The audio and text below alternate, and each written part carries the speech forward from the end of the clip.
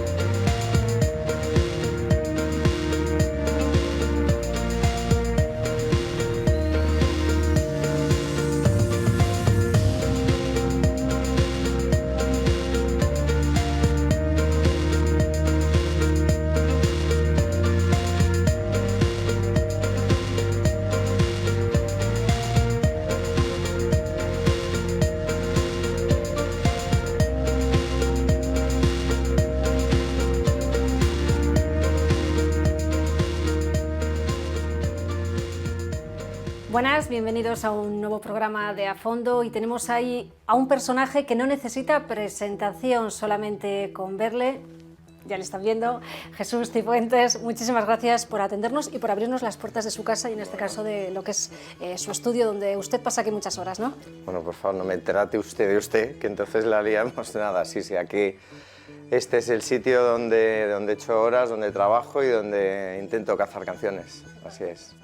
Jesús, vamos a empezar en esos inicios ya lejanos de cuando surgió Celtas Cortos, vinculado al barrio de Las Delicias. No era su barrio de nacimiento, pero sí terminó siendo su barrio de adopción. ¿Qué recuerdos tiene de esa época? Bueno, pues los de mi más cándida o no tanto juventud, ¿no?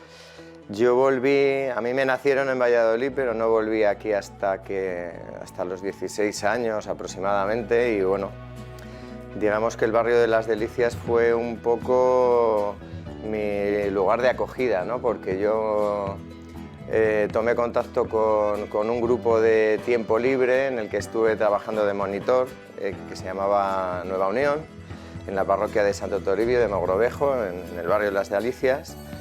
Y digamos que ahí estaba todo el caldo de cultivo y donde entre unas actividades y otras pues acabé conociendo a gente de Celtas Cortos, ¿no? Previo a Celtas Cortos yo aterricé en un grupo de música folk que se llamaba Almenara, en el que estaba también el por entonces flautista Carlos Soto. Y Carlos Soto era el que estaba en el barrio, en el Instituto de Delicias, y el que estableció un poco todas las conexiones que posteriormente dieron lugar a Celtas, ¿no? Porque, como mucha gente sabrá, pues surgió en torno al instituto, alrededor de la figura de un profesor que era Luis M. de Tejada, y que era el profesor de francés que tenían ellos, y tocaba el violín. Le gustaba mucho el asunto de la música atlántica, y mis compañeros ya tenían lo que fue el germen de Celtas Cortos. Estaban en un colectivo musical que había en el instituto, y unas cosas llevaron a las otras, y hasta el día de hoy. ¿A Jesús le llamaba la música folk, o fue a raíz de conocer a Luis, a Carlos, al grupo, cuando se introdujo en ese mundo? No sé si era un estilo musical que te gustase o... Sí, básicamente yo me inicié en el mundo de la música a través de la música de raíz, ¿no? De hecho, mi familia, que somos de Salamanca, en realidad de un pueblo de las Arribes del Duero que se llama Mieza de la Ribera, en la raya de Portugal, pues allí el instrumento típico es la gaita charra y el tamboril, que digamos que fue casi mi primer contacto con la música, ¿no? Aparte de la guitarra. Entonces, en aquella época pues estaba muy vinculado, como digo, a la música de raíz. Era también el momento emocional y el momento sociopolítico en el que cobraron emergencia las identidades regionales, y luego Mester de Juglaría y el canto a los comuneros nos ponía el vello de punta. Entonces, pues digamos que el manantial primero en el que yo bebí era la música tradicional y al día de hoy para mí sigue siendo uno de los caldos de cultivo y de los intereses de investigación más importantes, porque creo que es ahí de donde ha surgido todo, ¿no? Y además siempre muy instrumental todo, porque al inicio los celtas cortos eran adrenalina basada todo en el instrumento, ¿no? Sí, nosotros empezábamos, bueno, ya te digo que veníamos casi todos veníamos de unos antecedentes de la música folk castellana, ¿no? Pero nos gustaban muchos otros ámbitos musicales, o sea que de la misma manera que nos gustaba el rock and roll, también nos interesaba el flamenco y como no, pues la música atlántica de raíces celtas, la música bretona. Para nosotros era un sitio que a nivel instrumental pues nos generaba mucha emoción y es un poco lo que empezamos haciendo, ¿no? O sea que bebimos un poco de lo que nos brindaba por aquel entonces pues gente como Alan Stivell, o aquí en España gente como La Banda o Wendell, digamos que un poco de Chieftain, esas influencias, ¿no? Entonces de esos amasijos nosotros también le embutimos un sello de rock and roll, también cierto área de jazzística y bueno, pues como te digo, en esa coctelera se empezó a sentar las bases identitarias de lo que es Celtas Cortos. Porque como tú me preguntabas, estuvimos muchos años haciendo puramente música instrumental, ¿no? ¿Por qué luego metisteis las letras? ¿Teníais la necesidad de, a través de la letra, ser reivindicativos desde el punto de vista social, esa conciencia que siempre estáis utilizando en las letras? Sí, o sea, básicamente esa era una necesidad, ¿no? O sea, que aunque los inicios eran música puramente instrumental, yo recuerdo que además hacíamos los conciertos que dábamos eran bastante punkis.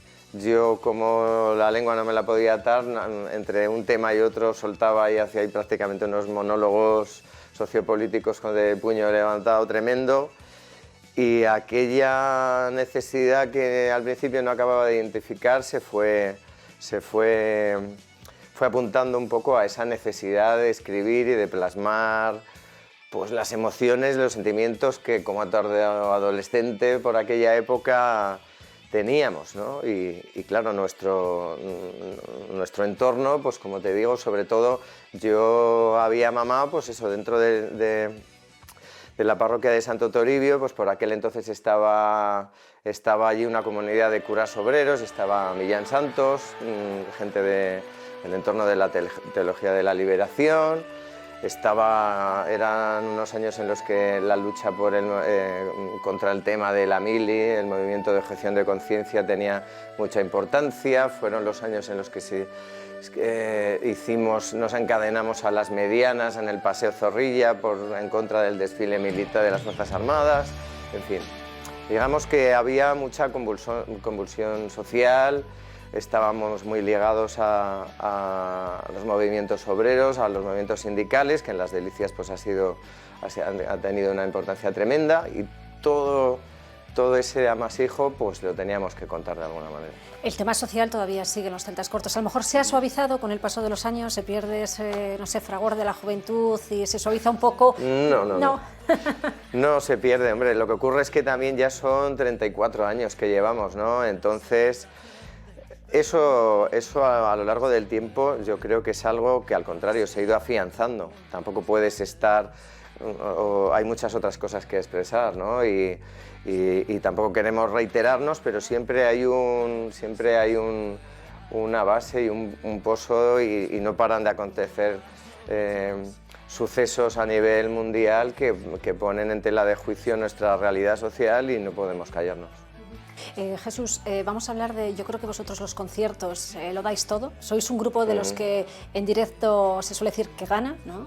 ¿Vosotros estáis cómodo en los directos? ¿Sois de esos grupos que os gusta el contacto directo con el público, que os vitoreen, tomar la palabra, improvisar? Sí. ¿No? Bueno, yo creo que es el lugar natural de un músico, ¿no? O sea, que no trabajamos las emociones sino para compartirlas, entonces el escenario es, como te digo, el espacio natural para que aquello para que ese pájaro abra las alas y para que sea un lugar de compartir, de impregnar de esas emociones que pretendemos transmitir a la gente que por fortuna nos viene a ver y como te digo, no hay un concierto igual a otro. ¿Sigue habiendo un gusanillo por dentro, no sé, cuando hacer las pruebas de sonido o pensar si irá todo bien? No sé si eso de quedarse sin voz, como ha pasado recientemente a algún ilustre cantante tipo Elton John. ¿Sigue habiendo nervios cuando se sube? ¿Ese gusanillo es necesario que se mantenga?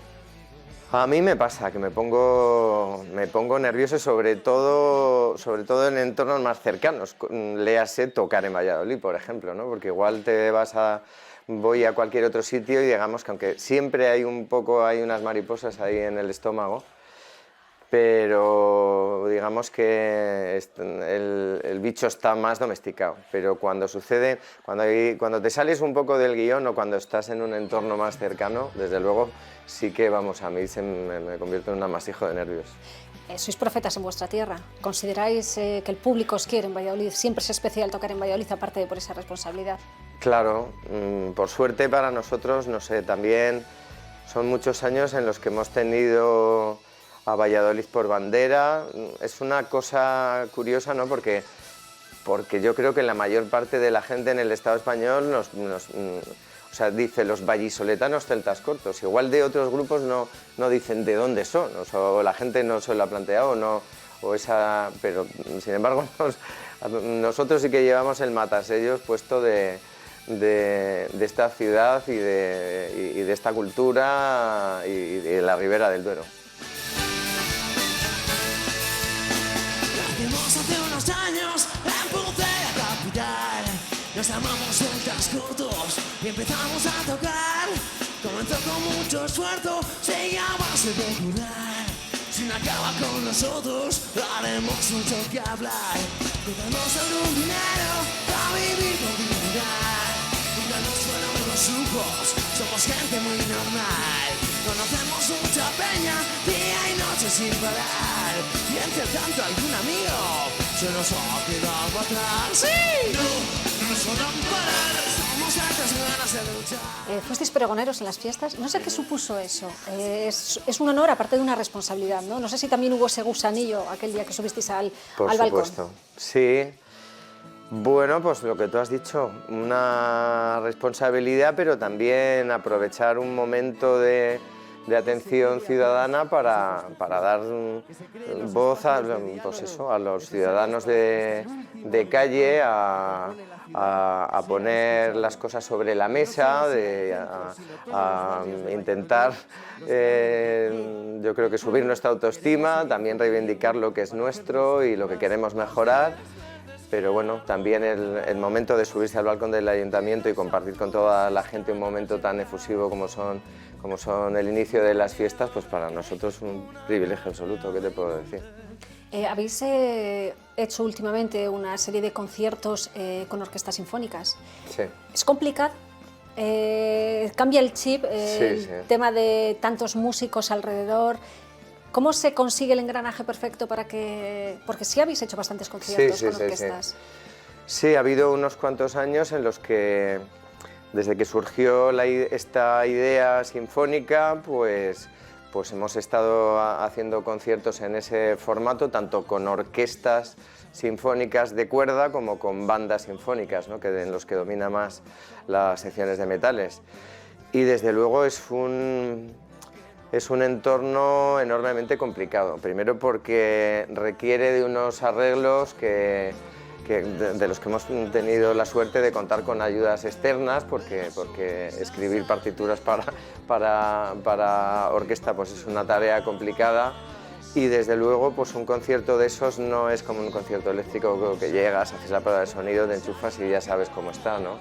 Sino que requiere que las partituras las tengan previamente, que todo el mundo las estudie con antelación, prácticamente un día entero de ensayos previo a lo que es el concierto, del día del concierto otro ensayo antes, o sea que tiene muchísima más elaboración, ¿no? Y luego también, pues que normalmente esto se hace en auditorios, y en los auditorios, pues a diferencia de de un concierto eléctrico en los que, aunque todo esté un poco más embarullado, no pasa nada, ahí haces...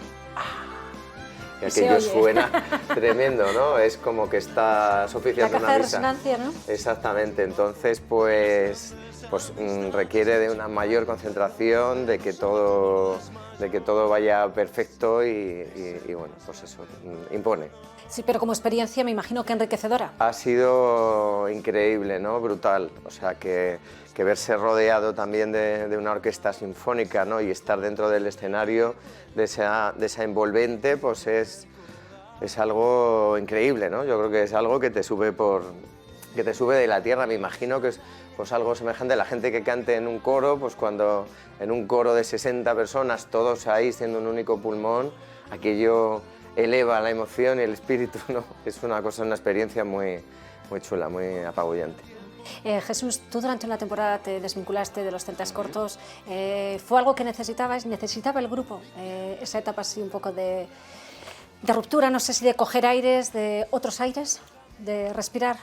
Sí, bueno, yo necesitaba una excedencia porque te cuento, o sea, empezamos en el año 86, hasta que grabamos el primer disco en el año 89, pues éramos, como te digo, pues estábamos en la franja de los 20 años, 19, 20 años, con toda la energía. De repente, cuando en el año 89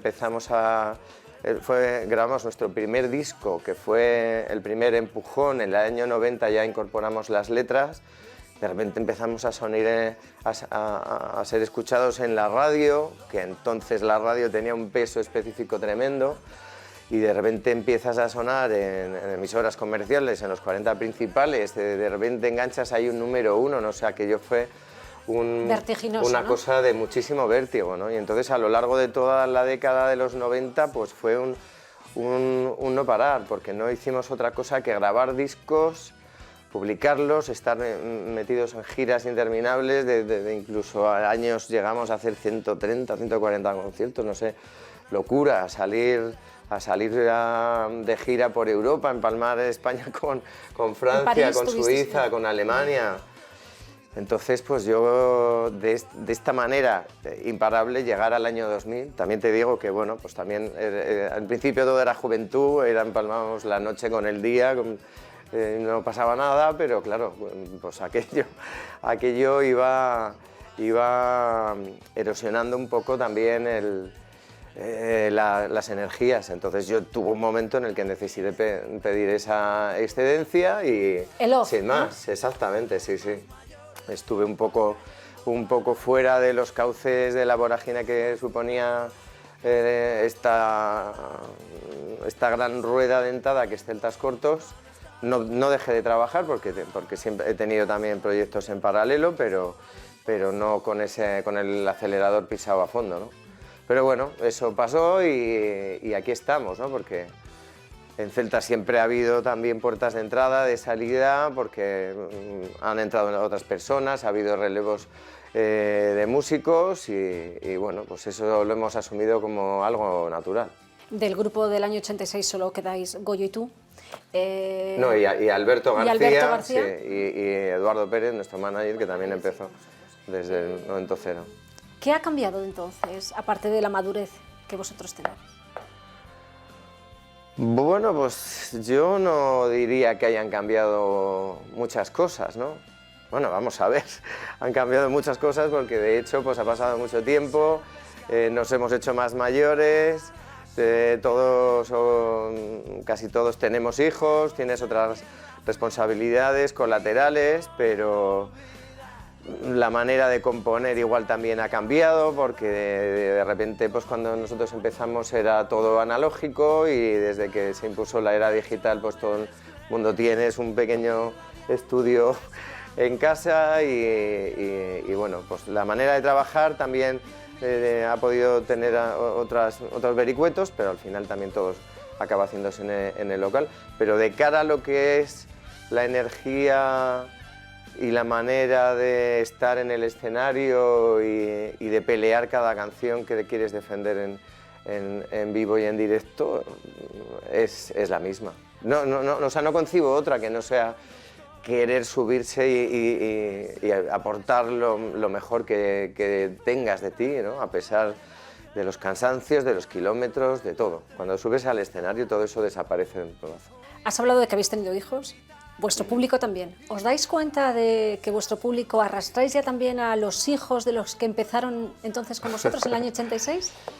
Bueno, gracias a los padres, a los padres y madres de esa generación, ¿no? Bueno, mucha gente también se ha asomado al balcón de nuestra propuesta musical de manera espontánea, pero sí, por suerte ha habido un relevo generacional, porque creo que nuestra propuesta a lo largo se ha mantenido bien en barrica a lo largo del tiempo, ¿no? No se ha convertido, no lo ves en la distancia como algo obsoleta, ¿no? Y aparte de que luego muchas de las cosas que cantamos y que reivindicamos, por desgracia, siguen siendo vigentes al día de hoy, ¿no?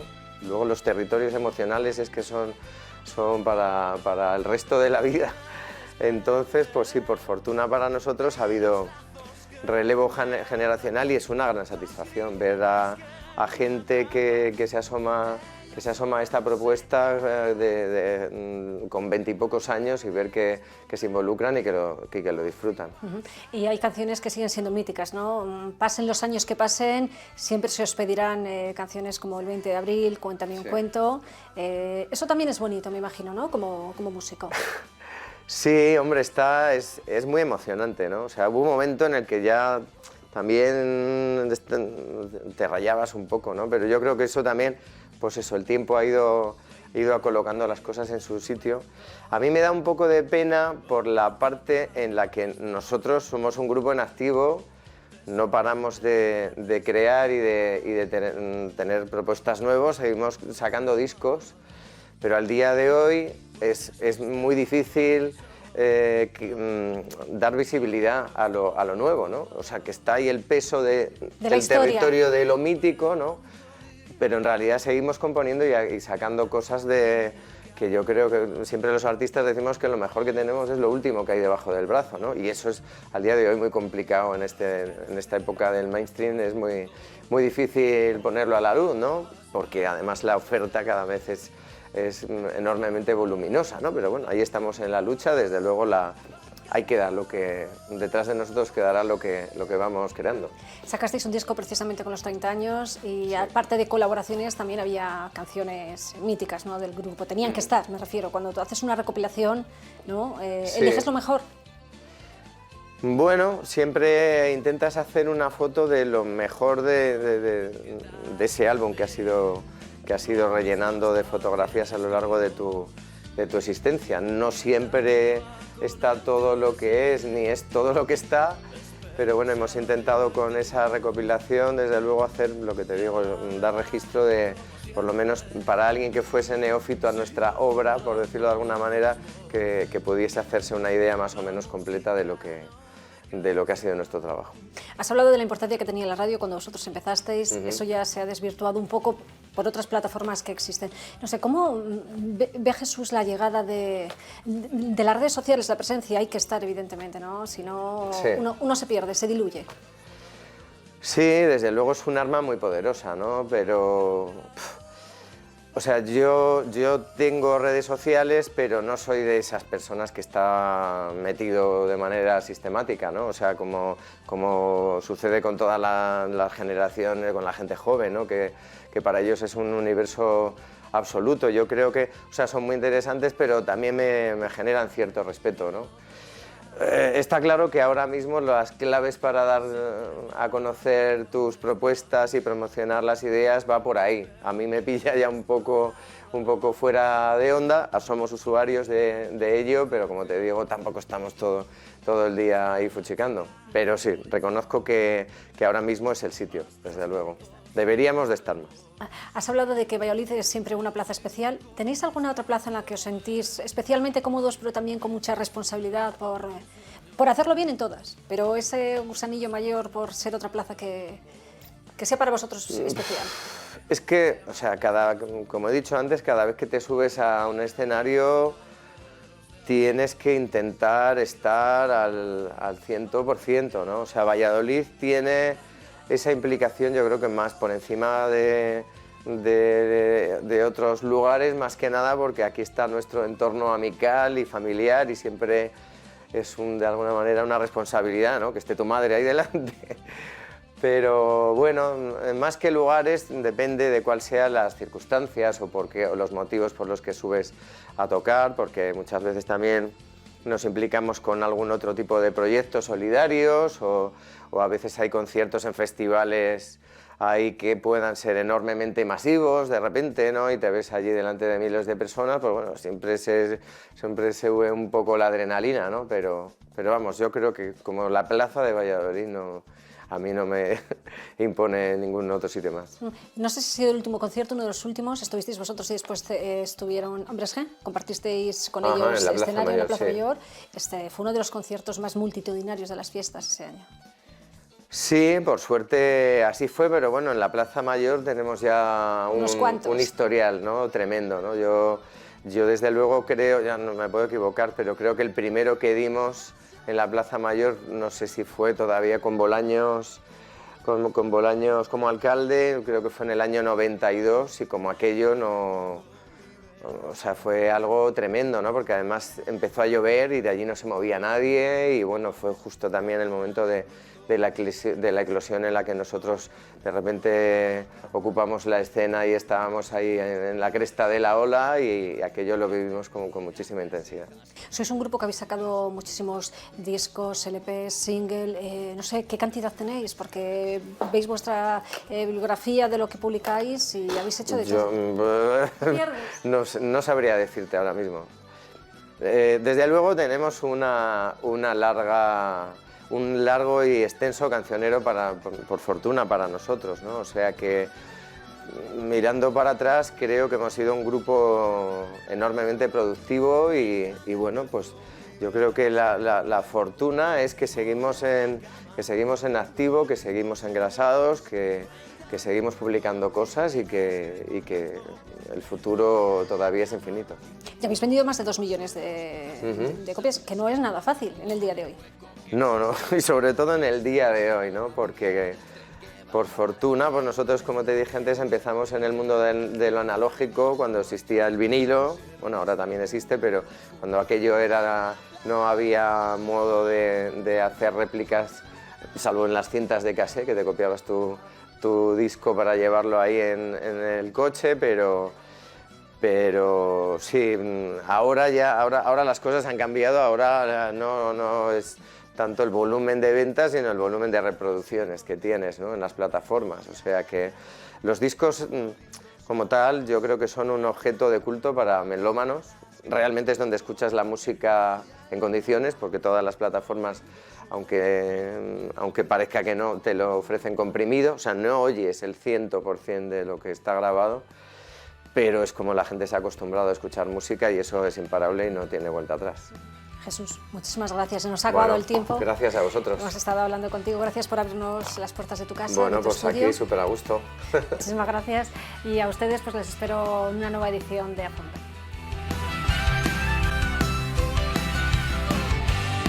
A veces veo a oscuras, pero no veo de día. Entonces me castigo, ya nada me motiva. Otras hago el payaso, más de lo que debía. Me tiro hacia el abismo y todo se perdía. Y nos quedamos sin hablar en un silencio envenenado. Dame tu mano, por favor, quiero seguir siempre a tu lado. Y nos quedamos sin hablar en un silencio envenenado. Dame tu mano, por favor, quiero seguir siempre a tu lado.